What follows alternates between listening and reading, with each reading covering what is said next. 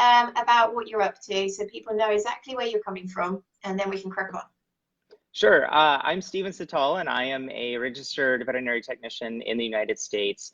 And I currently work for a company called Elevet Sciences.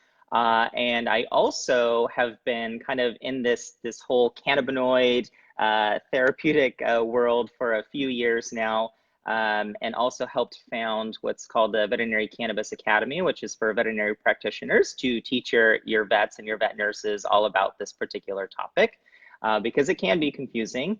And I'm also one of the admins for the Veterinary Anesthesia Nerds, which is a practitioner-focused group to teach veterinarians and nurses and technicians about updated pain management and anesthesia-related topics.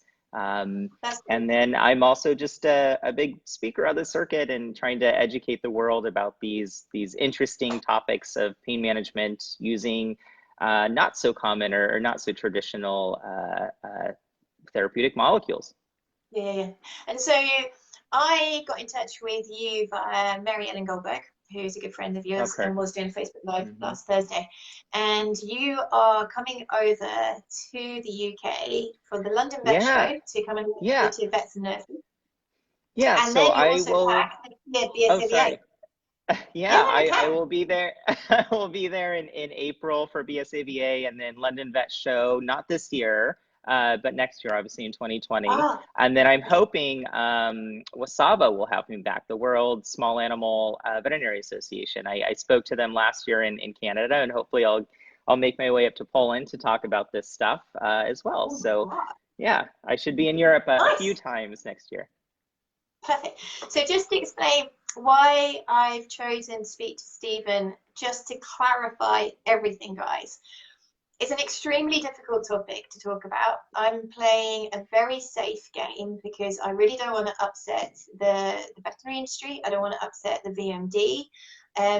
The point of today's Facebook Live is to try and just get some facts out there to clarify what we definitely know and what we might hope to know in the short-term future, and what we really know is quite exaggerated and being spread around. So we're going to try and stick to facts because it can pride itself on being as evidence-based as possible.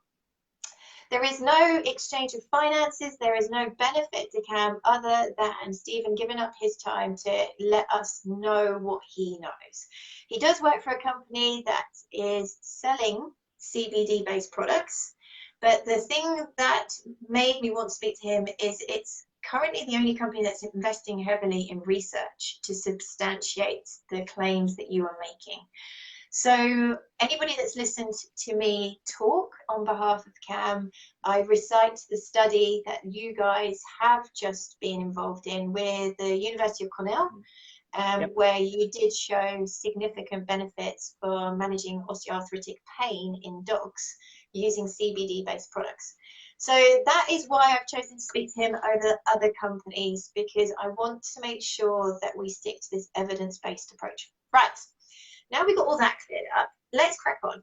So just tell us a little bit about the endocannabinoid system, so that people that are hearing about CBD, they understand what it's supposed to do, because at the moment it's just marketed for everything. So tell us what the endocannabinoid system and then where CBD fits in. Absolutely. So the endocannabinoid system is a set of receptors. Our bodies are loaded with all kinds of different receptors, and I think one that we are most familiar with that we hear about are our opioid receptors, right? So that's a particular medication. It's a narcotic that people use for pain management. So we have these molecules that scientists and even plants, the opium poppy plant, produce these little molecules, and these molecules come and they sit on this receptor, and this receptor gets stimulated. It's called agonism. And when this receptor has this molecule in it, the receptor then tells the rest of the body to have a specific response. So you have receptors for all different kinds of different chemicals or molecules that come from either plants, your body creates them, or they're synthesized in a lab by pharmaceutical companies.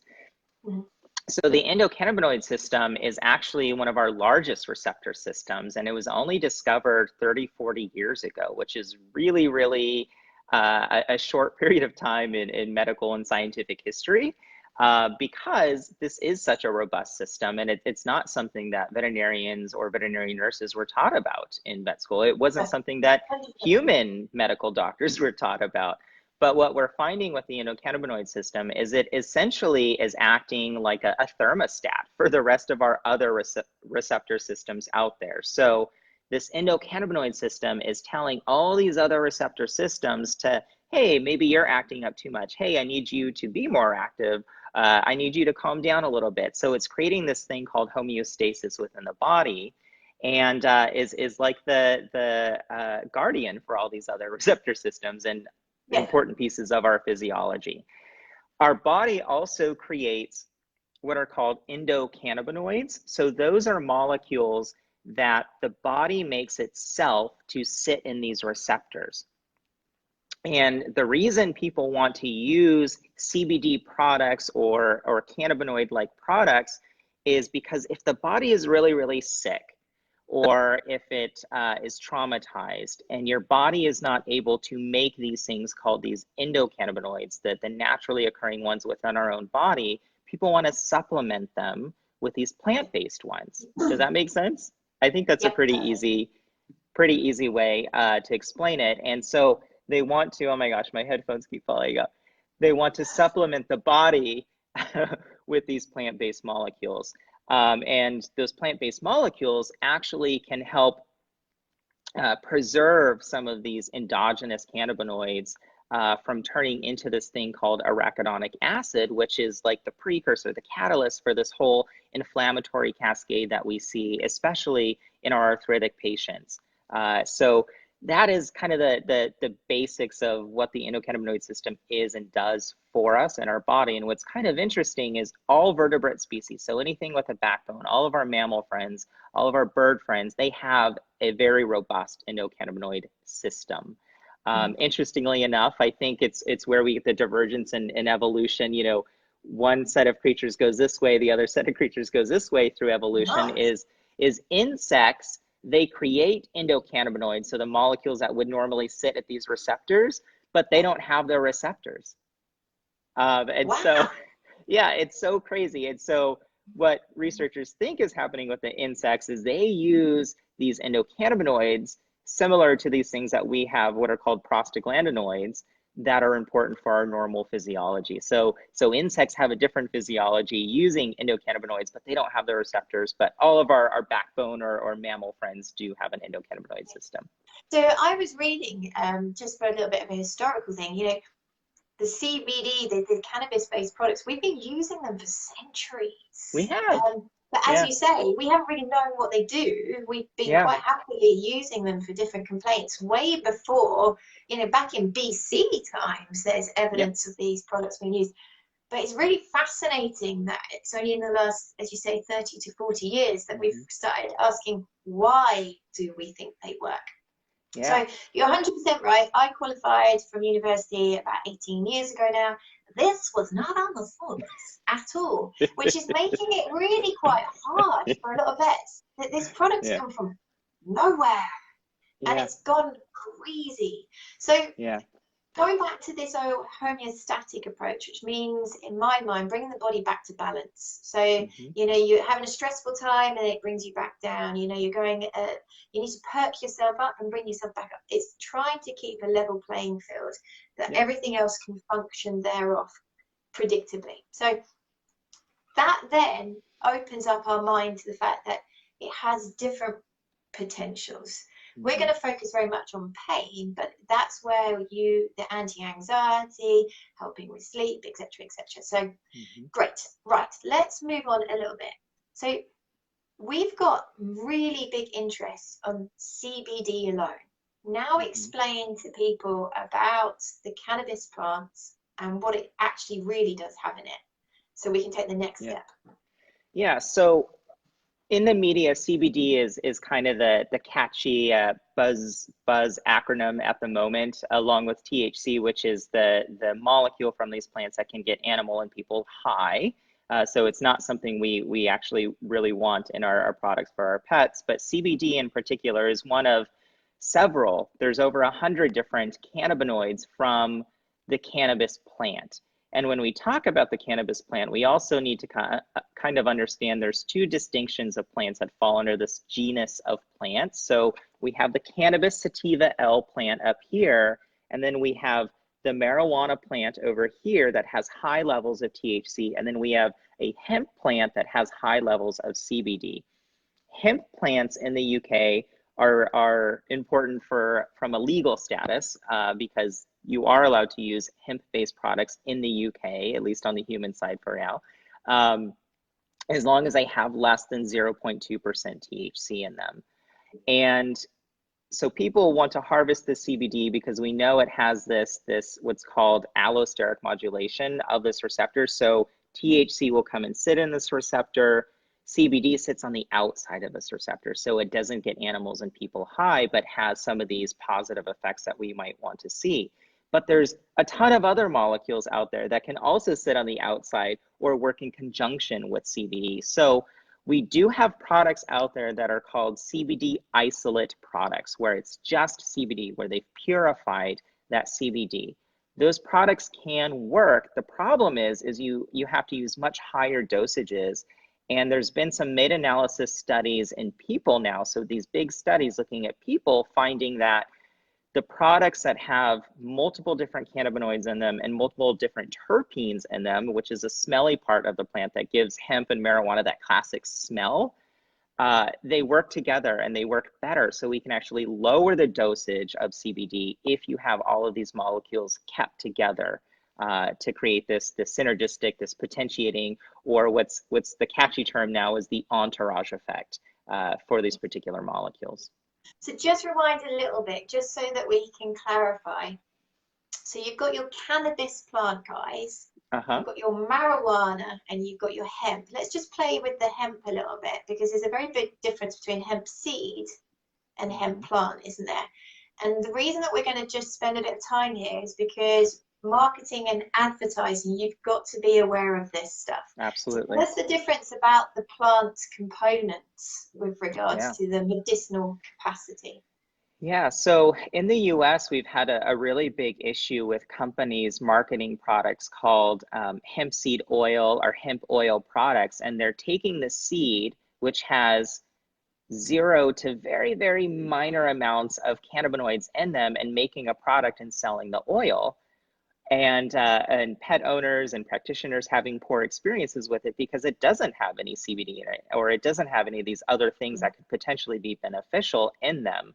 So we have to be very careful, and that's why I really try to stress to veterinarians and to pet owners, if you're interested in one of these products, first go to a company that hopefully has some data behind it, but secondly, ask for a product or ask for a certificate of analysis for that product. It's called a COA for short, a certificate of analysis. And on this certificate of analysis, it should have a breakdown of what's actually in this product. And I tell people all the time when I lecture, if the company is unwilling to give you a certificate of analysis, don't buy the product.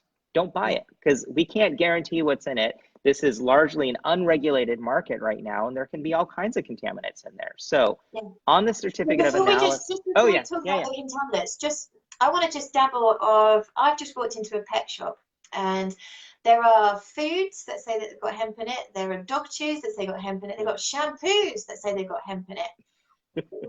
From your perspective, and I'm just an owner and I'm on my iPad at night, I'm on Amazon, and I've seen the word hemp and I'm going, oh, there's some connection between hemp and CBD and pain relief. Oh, I'm going to buy all these dog chews. What can you tell the owners that see the word hemp? How can we help them? So when you see the word hemp, obviously this is a big marketing ploy at the moment. And I'm hoping we'll have some better regulations to kind of classify what can claim a hemp product or have this type of labeling. Largely those products that say hemp on it are using the proteins or some of the fatty acids from the oils from the seeds, which is beneficial, but it's not what people are perceiving is actually in the product. So again, like, they're going to have to ask for a certificate of analysis. And when you see these creams, when you see these these different salves or whatnot, we don't have a lot of good research for what vehicle or what type of lotion or cream actually carries these molecules into the skin. So one, there may be nothing in it to begin with, and two, we need evidence to actually show that it's going to get these molecules into the skin. And so far, we just really don't have that in the veterinary side. The company I work for, we've tested two different products right now, and they failed in cats because they were causing skin irritation. So if our scientists are unable to come up with a product that can safely deliver these molecules so far into our pets, we need to be very, very cautious of stuff that is being marketed right now that doesn't have the data behind it. As far as just the hemp label in general, I'm not opposed to having hemp fiber or protein or fatty acids in the foods or the treats, but we need to understand that that is different than having something like CBD in the particular product. Cool. So there is a take-home message loud and clear here. Just because it says hemp, it doesn't mean it's got medicinal effect. And that is going to have a nice tasty price tag added to it, because they only need to put a little bit of hemp seed oil in. They can claim it's got hemp in it, but it doesn't mean anything. Yep. Cool. Moving swiftly on. We're just breaking this down into clear, concise take-home messages. So we're now going to talk about hemp that is plant-based, which we know have got more of these cannabinoids in them. Then now let's go into the next tricky water, because as you said, let's go back to this certificate analysis. We need to talk about the fact that there's different variations or combinations, but there's also everything else that comes with that plant. Fungicides, contamination, heavy metals. So tell them about what you've been reading, because this is really fascinating too. Yeah, so the certificate of analysis, there's been a few human studies, there's been one animal study so far, pulling products from the shelf and testing what's actually in them. And the reality is a lot of the hemp that we're still getting in the United States that's being imported to the UK is coming from other countries, in particular China. And what we're finding is contamination with these pesticides, these fungicides, different heavy metals. These plants are what are called phytoremunerators, so they pick up whatever is in the environment, which can include lead. So we've seen certificates of analysis with lead in them, which is terrifying, or arsenic, or some of these other things that we don't want to be giving our sick old pets. The other thing that we will see, especially depending on the farming practices, are contaminants like different bacteria. So E. coli or salmonella actually grow in these products. So that certificate of analysis is critical, and looking for things other than just the cannabinoid or the CBD concentration and the terpene concentration. We want to see pesticide, fungicide, bacterial, other pathogenic little bugs in there. We want to look at mycotoxins, so fungus or spore levels in these products to make sure, again, we're not giving a contaminated product to the pet. There isn't a universal certificate of analysis, is there? Because there are independent laboratories doing their own certificate of analysis, and they might just let something slip. They might just not put it on there. That is absolutely true. And here in the US, there was actually a group of laboratories that were busted for creating falsified certificates of analysis. And so last week, we actually had the United States Department of Agriculture put out some policy. If you're going to be growing hemp, you have to use a 17025 certified lab. So that means the government has some influence on what this lab is doing. Going in there, making sure they're doing quality testing so that we don't have this problem anymore. But this is a very serious problem, and because the UK is still in its infancy, along with the US, with these types of products, we have to be very, very cognizant of who we're using, and maybe even asking for 2 certificates of analysis. Who's behind you? Is your dog dreaming? He is dreaming. I was just kind of sitting there going, please don't tell me he's having a seizure. No, he's dreaming. He's dreaming. Good, that's okay. Moving forward. So that's a little bit worrying, because I only dabble in this area because arthritis is a vast subject and I am a jack of all trades and absolute master at none of them. But when I do read about it, I find the water's really quite murky. And there was a study where one lab looked at all of the different labs and they didn't agree. So that it's very, very difficult. And when I chose to buy some, this was about 2017, and I was looking for this certificate of analysis and I was online as an owner. Holy, it's not easy. No. It's very, very difficult.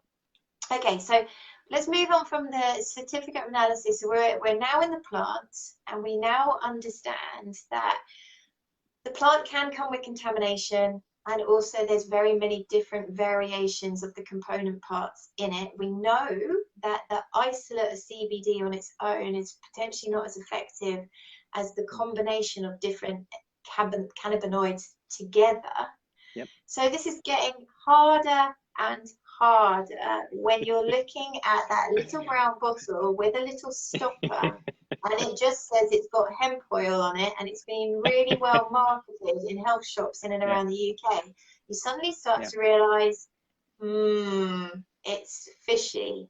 So now let's talk about the actual kind of like dosing. So say we have found a product and we know that it's definitely going to be a 10% product and we know that it's got a good certificate of analysis. And how do we work out dosing? How do we take another next step? Because that's still very difficult, isn't it? Yeah, it is. And this kind of goes back to the discussion we had at the beginning of our conversation about the endocannabinoid system and what it does. So I said that the endocannabinoid system is a series of receptors, and we know that these receptors can pop up new baby receptors in diseased or irritated or inflamed tissue. And when we think about dosing, we do have to be cognizant of this thing called the endocannabinoid system tone.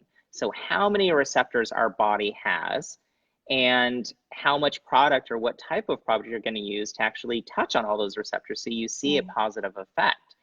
And depending on the endocannabinoid system tone, where the patient is, maybe with their certain disease state or whatever is wrong with them, you may have to play with the dose a little bit.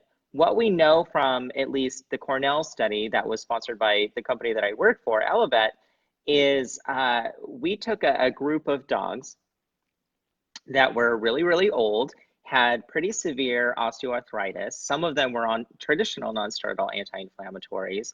And we first started the study with what's called a PK study, so a pharmacokinetic study, where we actually take different dosing, see how the animal absorbs it, and then how long it's going to last in the animal once it's been absorbed. And so what we found from that study at two different dose regimens there, at 2 milligrams per kilogram, and then one at 8 milligrams per kilogram, we found that the half-life was about the same, which was about 4.2 hours. So when we did the efficacy side of that study and actually gave it to these animals with severe osteoarthritis, we used 2 milligrams per kilogram to start. And they were on that product for twice-a-day dosing for a number of weeks, 4 weeks. And what they found was greater than 80% of the dogs that were on the CBD product had a decrease in pain scores, which was great.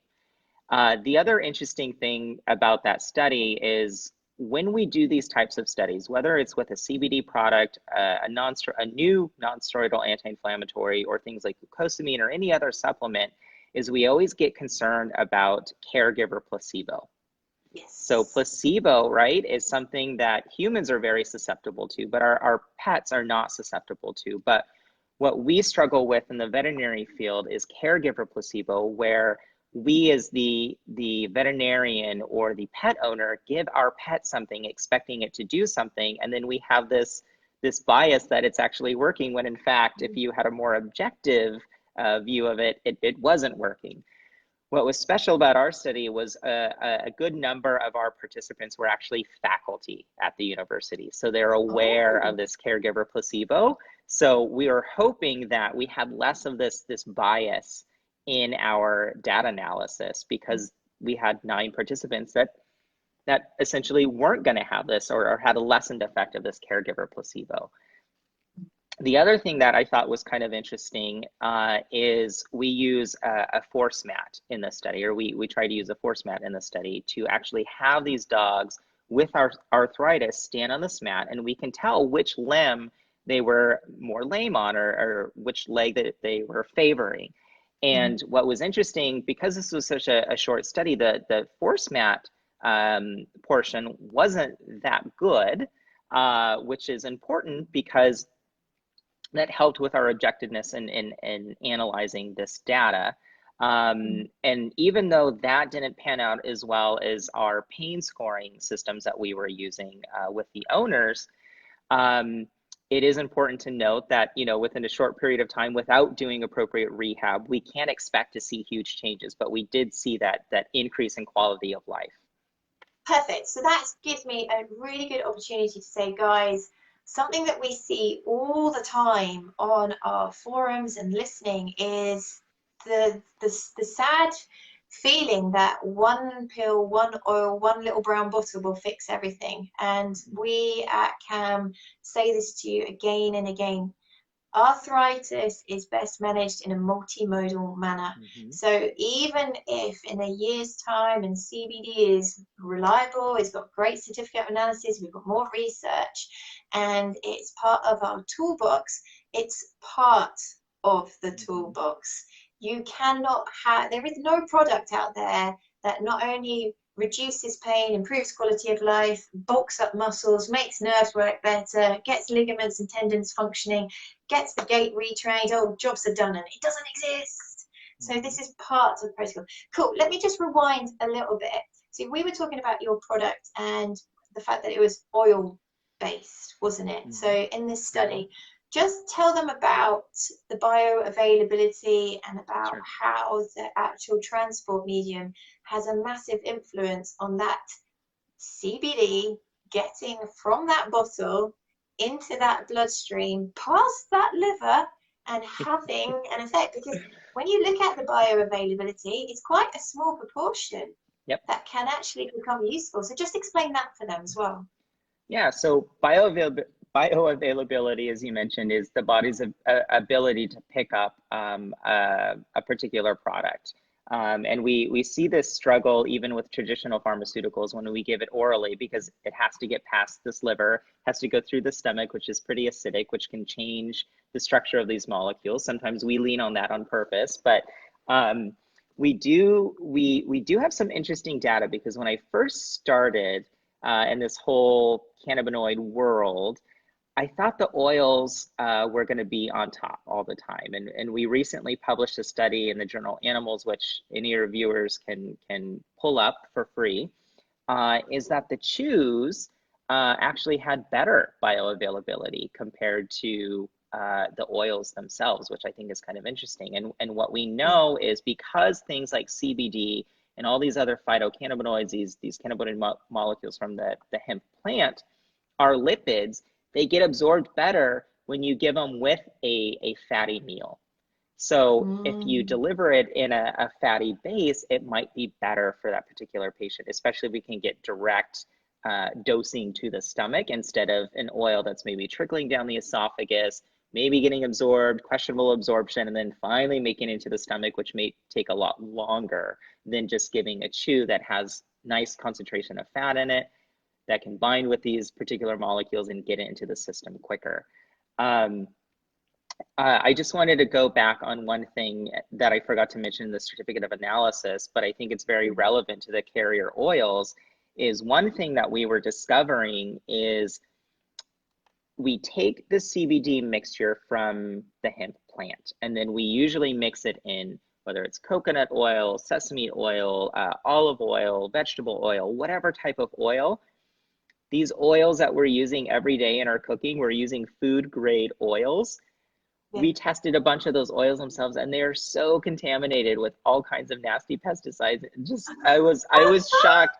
I don't even want to use cooking oil anymore because it's so contaminated and nasty, but we finally found an organic grower So now we have a really clean base oil, but I'm wondering, I'm like, wow, like we're the only company that's really doing all of this testing. I wonder what these other companies are actually having in their carry oils. So it's a little bit scary, but anyway. And for me, I think for me, it just shows, guys, the take-home message for me as a vet, working as a first opinion vet, trying to help you guys, wanting the best for you and your dogs.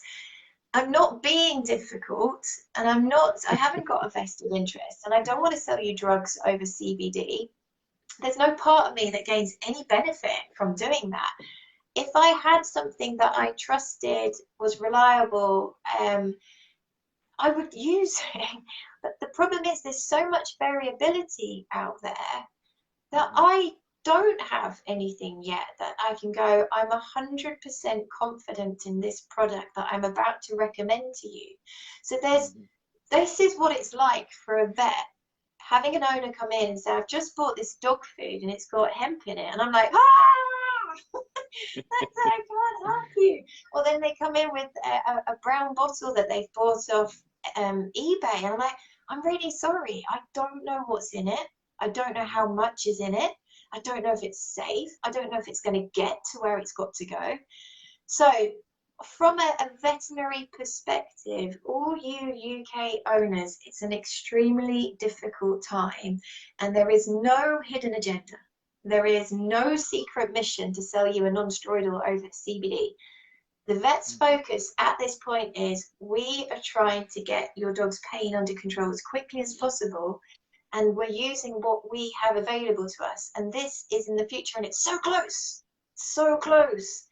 but we're still a little bit nervous because we just don't really know. So tell us more about the study. Okay, so you did the study.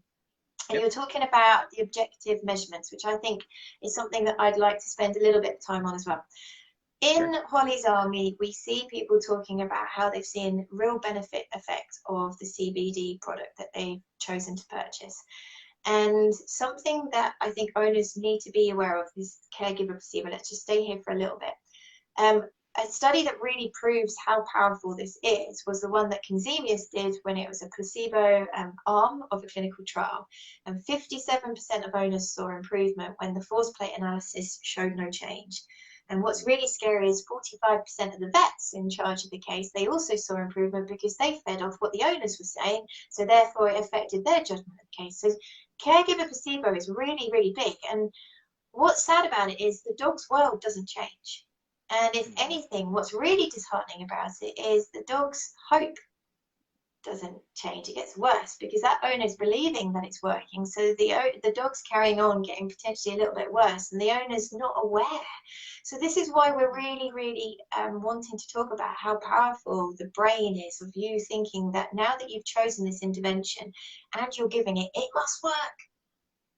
That's why we need to be objective, and tell them exactly what you did for objectivity in your study, just so that they can know the robust nature of what you were up to. Sure. So our study from Cornell University was a double-blind crossover study, which is really important as far as limiting certain variables, in particular caregiver placebo, and certainly focusing on that pet. So when you do a crossover study, you have a certain set of animals that actually are getting the real product, and then you have a set of animals that aren't getting the product. And so you look at the data from both sets of those animals, and then you let a washout period happen. So the animals that were getting the actual product are now not getting the product anymore, and then the animals that weren't getting it are getting it. And so then you can compare those data sets together to get a more objective data set for you for conclusions. And what's nice is the researchers were blinded to this. So they didn't know which group was actually getting it versus not getting it. And then when that switch happened, so that we have this more objective set of results for them to analyze on top of the force plate analysis as well, which I said wasn't super positive, but again, goes into the component of this was a 4 to 6 week study. And if we're going to be doing multimodal approaches and expect to see really big differences, we have to do things like rehab and build up that muscle again. If they've been lame on that back left leg for a long period of time, and you throw them on a force plate, you can't expect to see a change just because we gave them CBD. That's not going to happen. You have to build up that muscle again.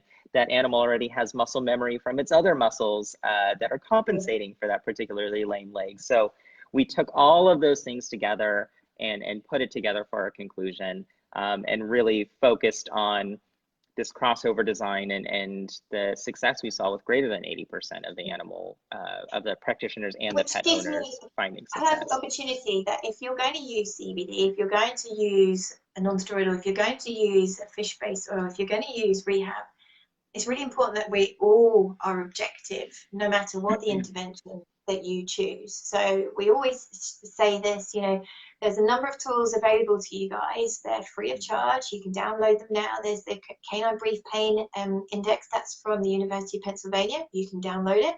There is the Liverpool. And that's what we used in the Cornell study. Yeah, exactly. It's a really well recognized one.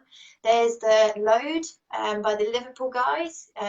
That's been sponsored by Elanco.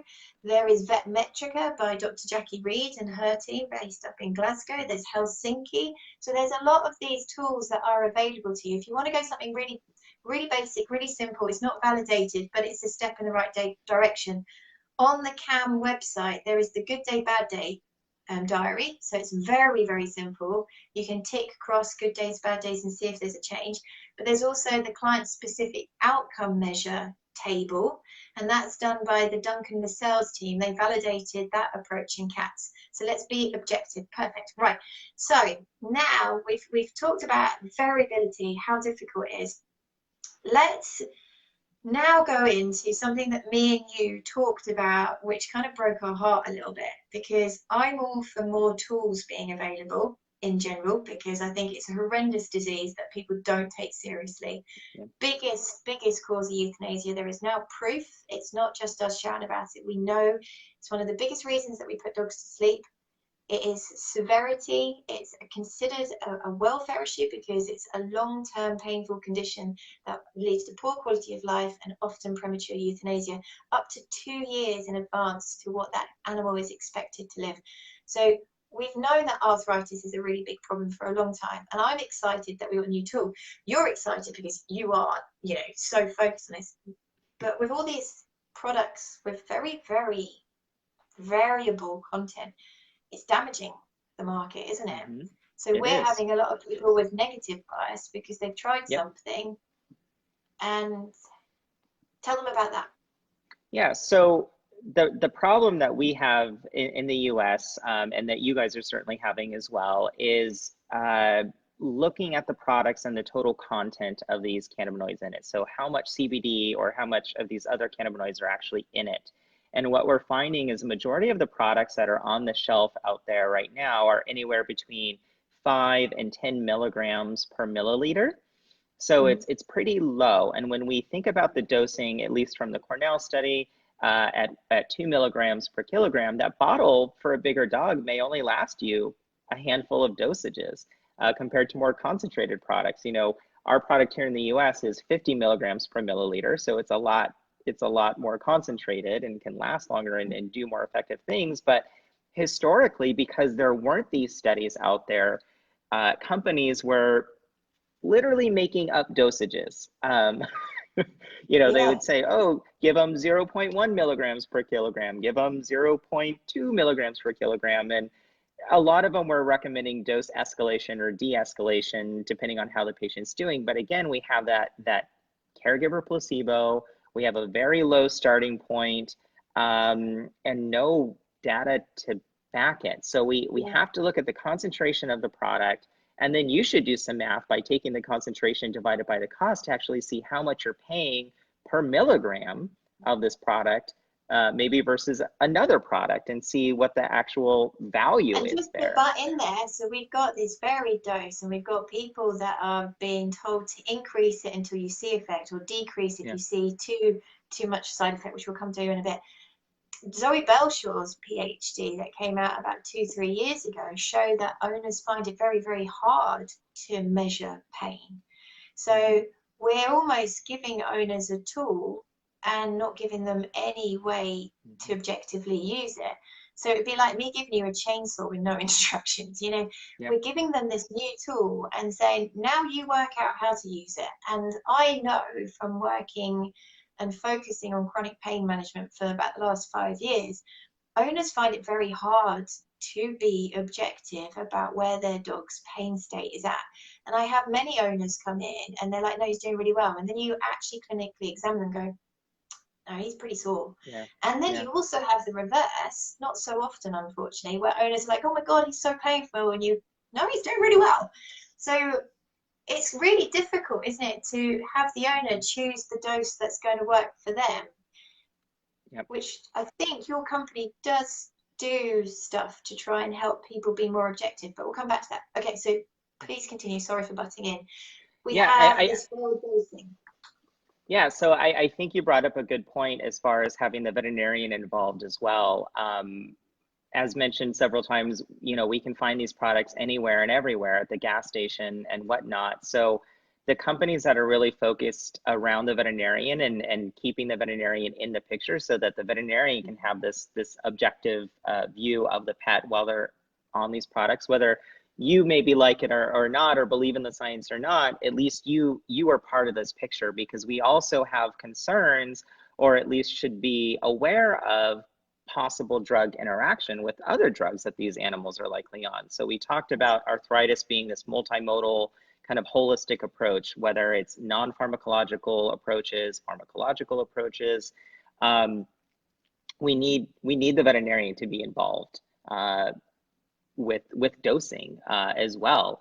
You know, maybe if they are on things like traditional non-steroidal anti-inflammatories, maybe we can get away with a lower dose of the CBD product, or vice versa, have them on a 2 mg per kg dose of the CBD product and decrease the dose of non-steroidal anti-inflammatories. So you have to be involved with your vet and you have to communicate with them so that we're not putting your pet at increased risk for some And that's sort not of just adverse for event. that's for any intervention. We strongly Oh, feel that, absolutely. you know, any change that you make and just a regular assessment is required, because the dog's condition's changing, the intervention's effect on the condition is changing. So regular reassessments are needed no matter what intervention. Mm-hmm. Just stay here a little bit, because this was always my fear, and we've got a big group of people who are already on a multiple pharmaceutical intervention for their 12-year-old Labrador that's really beginning to struggle. So this dog is on Metacam, amantadine, paracetamol, and they've just bought some CBD. Let's play in this arena for a little bit. Do we have any studies that talk to us at all about safety in multiple pharmaceutical situations? Sure. When it comes to animals, we do not have any co-administration studies looking at multiple drugs at the same time, with the exception of a small number of animals in the Cornell study that were on non-steroidal anti-inflammatories, which did tolerate them well. So at this point, although we do not, I think we need a lot more research into it, we do not have a concern with combining these products with traditional non-steroidal anti-inflammatories. There is a lab conducting these types of studies at Auburn University in the United States and Alabama, where they are looking at traditional pharmaceutical drugs and the addition of CBD type products. CBD in particular, at least theoretically, is what's called a cytochrome P450 either inhibitor or inducer. So we can expect certain pharmaceutical drugs or even the CBD concentration to go up in the blood levels or decrease the blood levels of the traditional pharmaceutical drug, or vice versa. So we can have this increase, decrease, increase, decrease, theoretically. What that lab has found so far is that doesn't necessarily seem to happen in real life. And speaking to that, there was a human study looking at omeprazole, which impacts this metabolic process in people, and they found that it didn't necessarily change the blood levels of either drug, whether it was the omeprazole or the CBD, which is kind of interesting. But it's something that we have to be aware of, because depending on the dog, every patient is different. You may have one of those reacting dogs. Who knows? The reality is we just don't know because we don't have that We just data don't know. available to And us. that's the thing. I think that's what's irritating me a little bit is that there's a lot of talk about any CBD based product, and because it's natural, there's a belief it comes with a cloak of safety, and that really is far from the truth. We do not know. My dad, he's terrible chronic pain. He's really, really suffering and has done for about 6 months now. But he's on a multiple medications and he's also on statins and stuff. And when I read about CBD having an effect on cytochrome P450, I went, we just can't do this because I don't know. You're on a number of different medications. I have no idea what this could do. So we've got to walk away from that. And I think that people need to realize that this is an exciting arena. It really is. But there's still a lot that we don't know. Yeah. Let's play now because we're looking at 48 minutes we've been going. Let's now talk about what do we know about adverse events. Sure. In your study, we showed that it caused raised ALKP, which is a liver enzyme. Whether that's clinically significant because the liver's got a great capacity to to be waxy waney and it's not have a major impact, but again we don't know. Have you had any kind of other adverse events that are being reported that we need to take note of? Absolutely. So I just want to touch on the cytochrome P450 pathway one more time, and I hope I didn't sound like an alarmist with CBD causing this effect, because we know that several other medications do this as well, and even fruit. So things like grapefruit, right? We are told by our doctors not to eat grapefruit when we're on certain medications because this can have this effect. So it's not just CBD that can have this effect, but it is something we should be very aware of. As far as adverse effects, in the Cornell study, we did see an increase in ALK Phos, as you had mentioned, which is a liver enzyme. And the thing that we have to remember is when we test for alkaline phosphatase, is it has a high sensitivity on the machine to detect changes, but low specificity. So it doesn't necessarily mean, oh my God, the liver's in danger. What are we going to do about this? And when we first saw this, we were like, oh my God, like what's happening? Is there going to be an issue? But we didn't see an increase in any of the other liver enzymes. And so when we're concerned about the liver health and we're seeing an increase in one of the other enzymes, is we need to have a holistic approach and make sure that these other things aren't out of whack either. And so what we think is actually happening with this increase in ALK Phos is the metabolism of these particular products. So this is a novel thing to these animals, and their body's like, what the heck is this stuff? Let me figure it out. And over time, we see that ALP go down again. So it's acute, it's transient. And what was really nice is Colorado State University did their own CBD study with a different product, and they also saw the same thing. So they saw this increase in ALP, but then it went back down again, and we didn't necessarily have any association to hepatic crisis. And they also did a longer pilot study for seizures in particular, and they didn't see this as well, or as pronounced as their original study where they were using super high dosages. And then they also did liver ultrasound to make sure that the liver was actually okay, and it was. As far as drug interactions, what we've seen so far is when you mix these types of products with things like gabapentin, tramadol, and even things like phenobarbital, we see the patients get a little bit more sleepy for the first few days, and then that eventually goes away and they're back to normal. And that's not every patient, but there is a small set of animals that do get more lethargic or more sleepy. And it's interesting because we don't necessarily know if hey, is this a drug interaction? Is it potentiating things here? We know that CBD and these other phytocannabinoids can have some potentiating effects or increasing the effects of things like different opioids. Or is it that the patient's actually, because you're using a multimodal approach now, more comfortable and they're actually sleeping and catching up on this sleep because they're more comfortable? So it's still kind of out as far as what's actually happening. Is this an adverse event or is this an event? I don't think my dog sleeping a little bit more is going to concern me too much, but Is this a What drug about things like interaction? vomiting and diarrhea and stuff like that? So Yeah. have you seen anything along these kind of lines? Sure. So in our study, we did not appreciate diarrhea. In the Colorado study, they did see diarrhea in all the dogs that were getting that particular oil. I think what's important to note about that particular oil is the carrier oil that we were talking about earlier was actually a hemp oil. And Right. it didn't say in the study if they were testing it for contaminants. So I would suspect, plus they were getting a really large dose of this oil. So if you give us a big dose of an oil, it's going to act as a laxative. So Yeah. I Yeah. could maybe Well, expect that that as well. we've got a number of people in Holly's Army that are really battling their dogs having pancreatitis as well as OA. Yeah. So that would be something that I'd be like, whoa, be careful, Yeah. guys. And I would say don't do the treats for those guys. I would say don't do an MCT oil like the coconut oils or something like that. I would be Mm, cautious with what type of carrier oil if they have things like pancreatitis. There are some interesting rodent and human studies looking at pancreatitis specifically in mm. pancreatic cancer cells with these types of products, but I think we have to be very cognizant of the carrier oil because that can potentially be a problem for them. Okay. Now let's head, because I am going to get you back because you're Okay. amazing and this is succinct and clear. So we're going to try and cover a little bit of everything. I'm not ignoring your questions, guys. It's just that time is short. We're only going to do an hour today because both me and Stephen have got a life to get on with.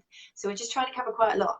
Let's quickly talk about the fact that there are a lot of toxicity talk now because of the availability. It's not Mhm. necessarily aimed at any company, and it certainly isn't, the Elivet or any of these CBD companies have got a horrendous backlog of negative, side effects. It's the readily free nature of these Yes. products, especially Yep. in the human market. So I was reading that discussions about CBD and hemp-based product toxicity is really getting more common on the lecture circuit because of the Mhm. readily availability in the human products, such as, CBD-based stuff in brownies, vapes, all of these things where you're able to put quite a high concentration. What's your take on that? So when it comes to CBD by itself, I have very little concern as far as toxicity. GW Pharmaceuticals, which is based out of the UK, did a really nice study in dogs where they were giving around 25 milligrams per kilogram of CBD and around 25 milligrams per kilogram of THC for 56 weeks, which is a great long-term study, which is a lot longer than most of the long-term studies we see in veterinary medicine. And what they found was the dogs were very, very high for several weeks, but they built up a tolerance to the THC and they were fine afterwards. I think you bring up a great point as far as these edibles that are available. So THC is where I get really concerned about the toxicity of things. CBD, not so much, unless you heat up or you change the acidic environment of CBD, because CBD in heat and acidic environments can turn into THC, right? So if you want to make your own treats with the CBD oil and bake it in the oven, I probably wouldn't do that because you don't know if you're converting that CBD into THC.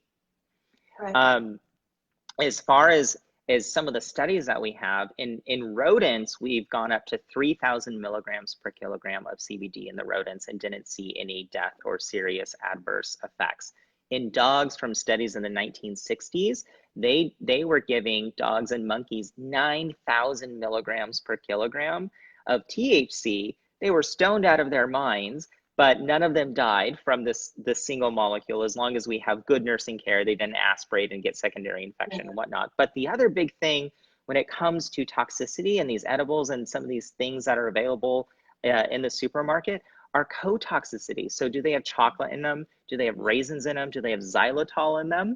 So if you put the negative things that we can see with THC along with some of these other toxic things to our pets, like you're going to have a really big crisis on your hands. So we have to be very, very careful to keep these out of the paws and mouths of our Yeah, pets. definitely. I was listening to the AVMA. AVMA did a talk. It's $25, guys, Uh-huh. but it's two experts over in the US. And this dude, I can't remember his name. It begins with Jeff G. Powers.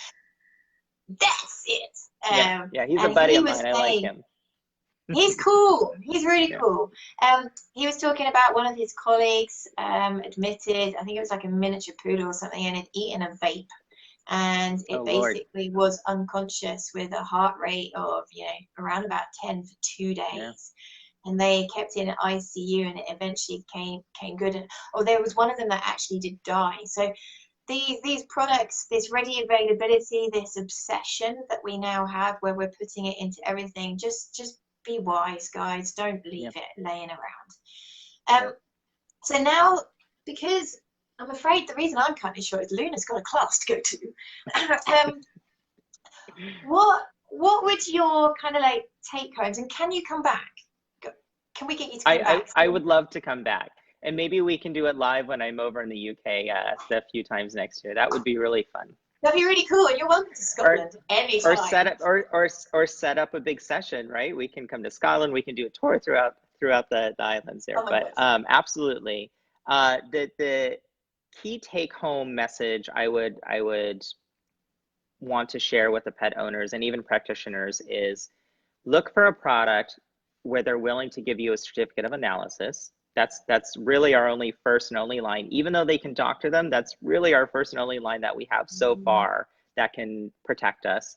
2, use a product that has data behind it. I'm not saying that because I work for Elevet Sciences. It's just we happen to be one of those companies that has data behind it. There's a couple of other companies out there that are working on stuff, but go with a company that has some data to actually prove safety and efficacy of these things. And then certainly as a pet owner, keep your veterinarian involved and let them know. Even if your veterinarian doesn't agree with you using it, if you're still going to choose to use it, please let them be part of the picture, because they only have your pets and your interest. Absolutely. That's most important to them. Your interest in your pet's health is their top concern. So please keep them involved. Perfect. Well, what we always do, and I didn't actually warn you about this, so this is a little bit of a surprise. We always do 10 top tips at the end, where you do 10, I do 9, you do 8, I do 7, etc. And the reason that Cam always does this is because we want the people that have watched our Facebook Lives to realize that the topic in hand today is just part of the bigger picture. And we get everybody that comes on to Cam to talk about the advice that they would give. Now, being heavily into pain management, you are going to be brilliant to talk about this. So I'm going to start. So my top tip number 10 for anybody with an arthritic dog: weight control. It's a big issue. We have a massive pet obesity problem, and overlooking things like getting your dog down to a body condition score of about 4 to 5 out of 9 in favor of buying CBD from eBay is daft. Absolutely. It's totally daft. You, number 9. Absolutely. Number 9, I would say, I guess it ties into the weight part. So not only keeping the weight off, but making sure you have a really good diet. Not only to keep that weight off, but also we know if you keep the animals or your microbiome happy and healthy, our immune system is going to work better. Our inflammatory system is going to be more at ease. So maybe you can use less CBD or less pharmaceutical drugs. So that would be mine, is a good nutrition content of the food that you're feeding your pet. Perfect. Number 7 for me, because it's the same old story and I say it every time: flooring. It breaks my heart. I see dogs struggling, and I just think it's just so logical. Repetitive strains, slips, trips, falls. They don't yelp. They won't say, "Ow, that really hurt me," and it continues to hurt me a week later. They get on with it. So please don't overlook something that is just so good for their quality of life. Have you just taken your earphones out? I did, because my battery died. Let me plug this one in here. Yeah. You'll get my feedback. There we go. Yay! All right. Okay. So let's see. Number 6 for you. Number 6. 7. Number 7 for you. Number 7. Number 7 would be incorporate non-pharmaceutical approaches to keeping your pet comfortable. So do massage, do aquatherapy, do acupuncture, do all of these other modalities that we have, not just give them a pill and expect them to be better. Love it. Perfect. Number, oh my God, where are we at? 6. 9, 8, That's 7, number 6. 6. Number 6 for me is think about quality of life, not just pain control. So we're looking at this animal in a holistic fashion, and if you can get them to have distraction and happiness in other ways, that's going to have a massive impact on pain. So don't be scared of your dog trolleys. Don't be scared of taking your little terrier out in a holdall so that they get to have fresh air, different sights, different smells, different interactions, because that can have a massive impact on quality of life, and quality of life will affect pain. Yours, number 5. Number 5, when it comes to osteoarthritis, I think we need to get out of the mindset of geriatric dogs. We need to start thinking when they are less than 1 year of age, because at 2 years of age, we have studies showing that we can see arthritis starting to occur in these animals. So think when they're young, and how that's going to impact the rest of their life. So arthritis does not just happen with old dogs, it can happen with young dogs as well. Love it. That is so up my street. Number 4 for me is use interactive feeding toys. Their time at home can still be really utilized more beneficially. So little micro movements, little weight shifting, distraction, enjoyment. Don't feed them in a bowl. You know, that's over and done with so quickly. Get these mazes out, hide it in little toys, maybe scrunch up bits of paper. It's enjoyable for them. That's really, really important. Number 3. Number 3, oh man, it's getting more and more difficult. I would say keeping your pet not only comfortable physically, but also comfortable and stable mentally as well. So I think that ties into your feeding recommendation. Do things that are going to stimulate them. There's nothing worse than being physically uncomfortable and depressed, because that depression only exacerbates the pain that they are perceiving physically. So Totally. mental stimulation. Mental stimulation. Number 2 for me has to be use your vet, okay? Build up a really good rapport with your vet. Trust them, talk to them, share with them what you're up to. They need to be seeing your dogs on a regular basis. I work at a practice where we really encourage people to keep coming back for assessments, because the picture changes. And dogs are just the best thing in the world, because they're just beautiful animals that cope so, so well. And something that you might not have seen because you're with them every day, if you have somebody external to you, have a look, they might say, whoa, whoa, whoa, his pain state's really, really changed. Let's start changing things to meet that change. Number 1. Oh man, you leave me with number 1. Let's see. Number 1. Number 1. I mean, should we tie it back into our conversation? Yes.